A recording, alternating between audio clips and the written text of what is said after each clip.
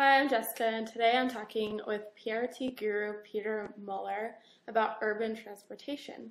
So, Peter, I know that you think our transportation system is broken, but why do you think that? Well, Jessica, let's just look at some simple facts. Look at this chart and you can see some of the problems. The chart shows how things have grown over the last 20 years. And as you can see, the red line here is population, and that's grown at about 24%. And we'll discuss these other characteristics in relation to how they've grown relative to population, because if everything's equal, then everything will grow about the same as population. But things, obviously, in transportation aren't equal. So we can start by looking at the only one that's actually declined, and that's the number of accidents. The number of accidents has gone down, but we still kill over 40,000 people every year. I mean, is that really a lot? I mean, I know driving is dangerous, but we do it all the time. It's a huge amount. You know, if we stopped to think about how dangerous driving is, we just wouldn't do it. Do you think the Vietnam War was bad? You know how many US soldiers were killed in the whole of the Vietnam War was only slightly more than the number of people we kill on the roads every year, year after year. The number of people we kill on the roads every year is about 5 times the total number of US killed in Iraq and 9/11 combined. Wow. And we think those are big events, but we do this every year over and over again. So yes, traffic accidents are a huge problem. Yeah. Now, I see that the use of public transportation is growing a lot faster than the population is. Is that a good thing? Yeah, it is. Obviously, people riding transit is generally a good thing and slightly better than people driving in their cars. But the problem is the growth of people driving in their cars is even faster than the growth of public transportation. So it's not keeping up with our transportation needs. Even though it's growing faster than the population is, our transportation needs are growing faster than that. The use of public transportation is not keeping up with our transportation needs. So the real problem is the amount of driving that we do. The amount of driving we're doing is incredible. If you look at that number, the passenger vehicle miles traveled is 66%. That's nearly 3 times the growth that we saw in population.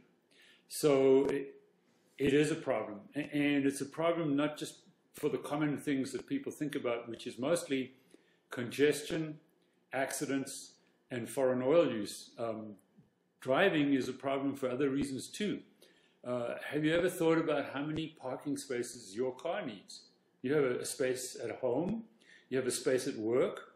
If you go somewhere else, you need a space there. And then if you go somewhere else again, you need another space. It turns out that every car needs about 4 parking spaces. Those spaces cost money. That's infrastructure that somebody else has to build to support your car. Right. Then the other problem is the cost of cars is getting much higher and continuing to get higher and higher. This is because we're trying to make cars more fuel efficient and more environmentally friendly. That's very expensive. So the whole cost of driving is going up astronomically.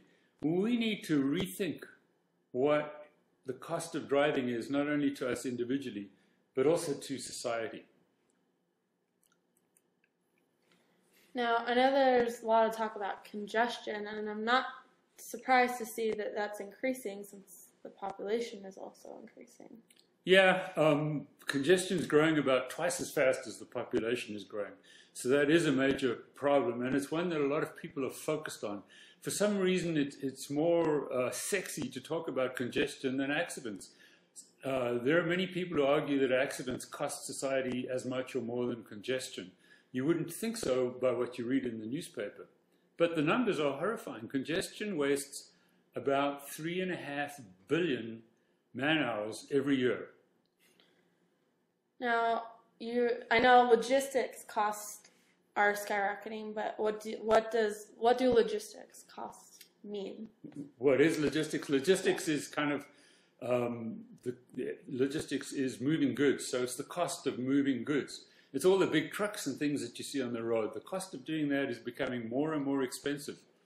And it's growing at 4 times the rate of population. So we're going to have to rethink how we move things around this country, and we're going to have to reduce the luxury of having stuff shipped all over the place all the time, because it's going to become too expensive.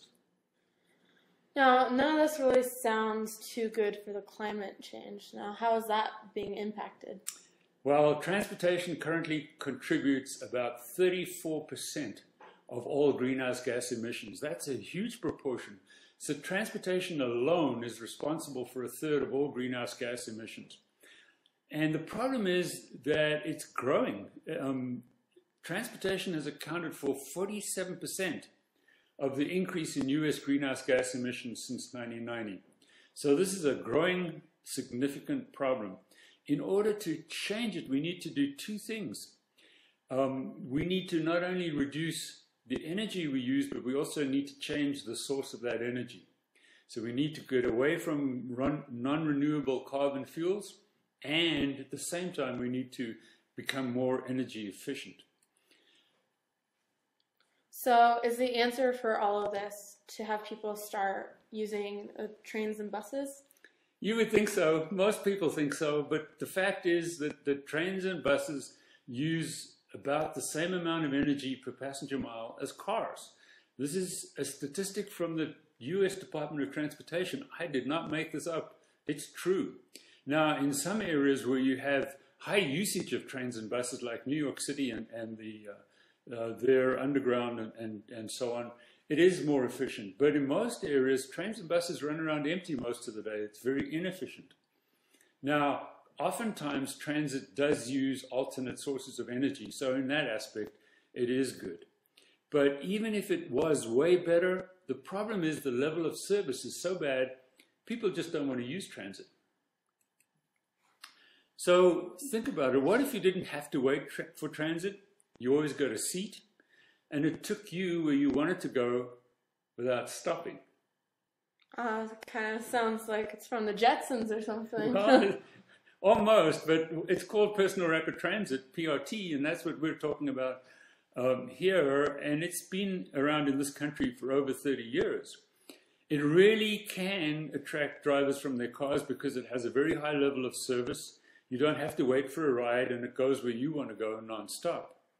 Uses about 1/3 of the energy of other modes. All PRT systems are electrically powered. It's about 100 times safer than cars. Uses much less real estate. It requires very little infrastructure. And each vehicle or T-pod can be reused up to 50 times a day. So you don't have all this waste of manufacturing automobiles that then sit around in expensive parking lots all day. So I want to look at this chart here, which compares the positive impacts of PRT with those of other solutions that we're thinking about today: high-speed rail, light rail and commuter rail, streetcars, which is kind of light rail running on the road, demand management, which is where you try to restrict people from going into places like London does. They charge you extra if you're going to downtown London. Hybrid cars and electric cars. And if you look at all those things, you find that all those alternatives do a little bit of good. Some do quite a lot of good in 1 or 2 areas. Nothing does a significant amount over all of the problem areas we've talked about today, except potentially PRT. And my message here is that if PRT has this potential to have such a great benefit over such a wide area, why aren't we looking at it more strongly? Why isn't the government spending more money on it? So that's the fundamental message for today. All right, well, thanks for joining us today with PRT Guru. And if you would like to know more, you can always go to his website at www.prtconsulting.com or follow him on Twitter at PRT Guru. Thanks, Jessica. Bye. So long.